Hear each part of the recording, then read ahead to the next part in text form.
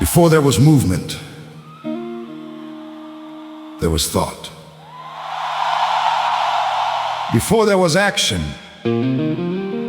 there was a word. And before a word becomes reality, it first lives inside a person. Messenger 1965 has a message to all people. Be careful with your words, because words live, and what you speak may become someone's hope or someone's pain.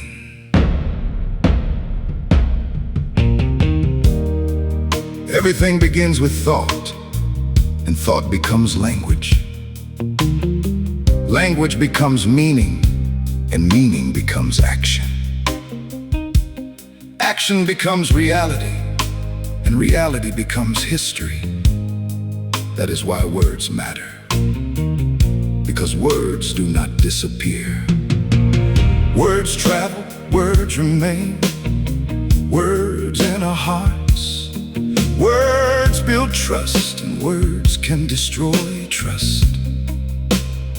And in the beginning, there was the Word, and through the Word came light. So speak carefully, promise carefully, and do not give your word lightly, because your word is carrying your name. Words live, words can give life, words can heal people or leave wounds behind. Promises create responsibility, so be careful what you say. If you promise something, do your best to find a way. Good and peace is not just words. Good and peace must become real. Say yes for peace, and let your actions reveal. Many people promise, but not every promise survives. And life brings circumstances that sometimes break our plans. But hear this clearly: there is a difference between an ability and intention. If you cannot fulfill your promise, explain, speak, show honesty, say why, try again. Because truth spoken with humility still protects trust, but silence, false promises, and conscious neglect make words sick. Words live, words can give life, words can heal people or leave wounds behind. Promises create responsibility, so be careful what you say. If you promise something, do your best to find a way. Good and peace is not just words. Good and peace must become real. Say yes for peace, and let your actions reveal. Even good-hearted people must be careful, because being trusting is beautiful, but trust without wisdom can become pain. Be careful what you promise. Be careful what you accept. Keep your intentions clean, because intention becomes words. Words become decisions. Decisions become consequences.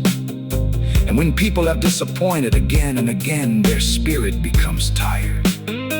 People can become sick, not always in body, but in hope.